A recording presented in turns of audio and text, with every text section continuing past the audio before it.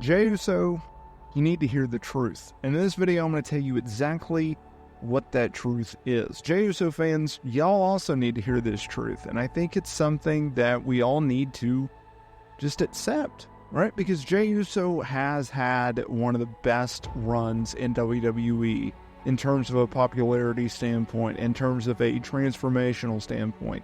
He is the classic definition of how you take someone as being a tag team guy to being a main eventer, a headliner, one of the biggest stars that you can create.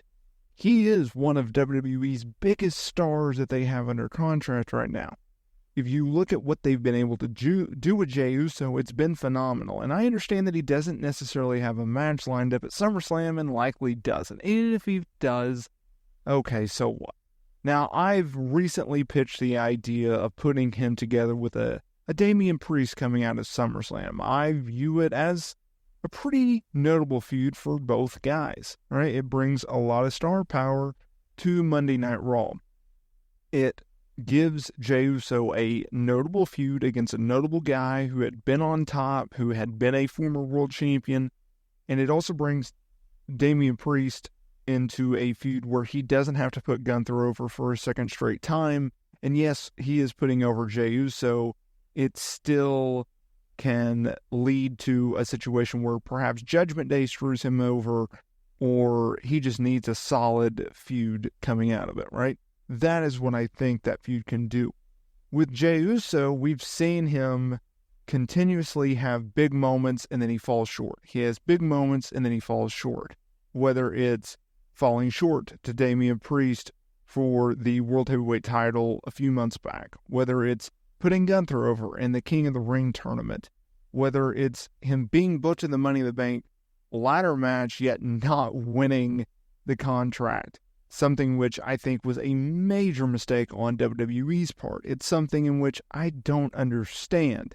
And yes, I understand that it was due to the CM Punk Drew McIntyre feud, but the point here is it wasn't needed. We knew CM Punk had screwed him over multiple times. We knew that we were going to get this match, and we knew that both guys wanted to fight each other. They didn't need a reason to fight each other yet again. Now that leads me to today's video. What is this truth that Jey Uso needs to hear? I think it's actually very simple.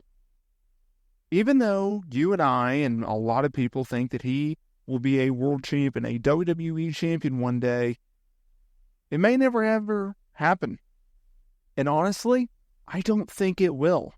I think it won't because of this. WWE has a model in which they like for their talents to be from a physical standpoint. They like bigger guys that's bulkier, who are just jacked, who pass the quote-unquote airport test, right? Jey Uso doesn't fit that build. He just doesn't. And regardless of how much merch he sells, regardless of him being able to captivate a fan base and really just drive them to the point where they will legitimately support him, where he gets the biggest pops and they buy his merch over everyone else's, I think it's a factual statement to think that Jey Uso, there's a real chance he ever becomes world champion, right? Could he be a solid Intercontinental champion, U.S. champion? Sure. Can he still be a main eventer where he's feuding with main event guys and he's in big programs and in big matches? Absolutely. But it's not a situation where it's a lot. It's a guarantee. I think he also falls under the category of a lot like a Bryan Danielson, a.k.a. Daniel Bryan in WWE, where while yes, Bryan won the world championship, he was never the guy, regardless of popularity and being able to sell merch and everything like that. Jey Uso's a guy that has overachieved in his career, I think, right? If you go back to the early days of him and his brother as a tag team, them really not finding a footing for a while there, and then they pivot and they find their groove as babyfaces, and they reinvent themselves as heels, and they go on and have just epic matches with the New Day and various other tag teams. They are one of the greatest tag teams of all time. Then you look at his transition of going from being just a tag team player to being into a faction that has changed course of wrestling history in the Bloodline, then him splitting away, him going into being a singles guy. Like, so much has happened with Jey Uso, right? And I think you have to look at that, and I think you have to appreciate what they've been able to do, right? And I also think that there is a situation in which Jey Uso's been a guy that has actually benefited from Vince McMahon's departure, right? And that leads me to this video, or this topic, rather.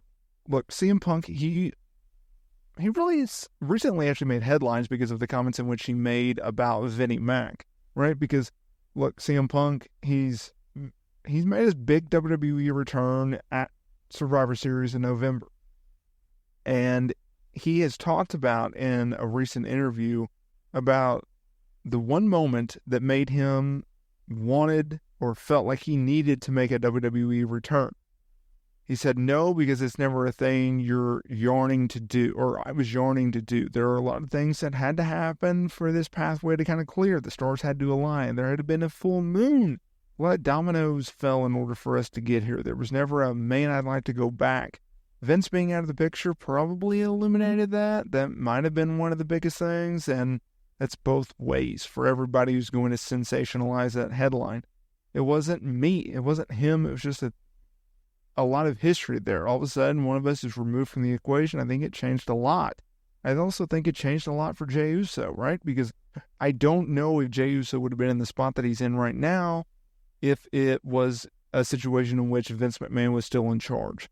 I think Vince McMahon's removal from power due to the hush money scandal, I think that only benefited Jey Uso and a lot of talent that are under contract right now with WWE. I think the fact that Triple H is leading creative, I think has helped quite a bit. I think it giving talent a lot of creative freedom, a la Jey Uso, I think that has helped a lot.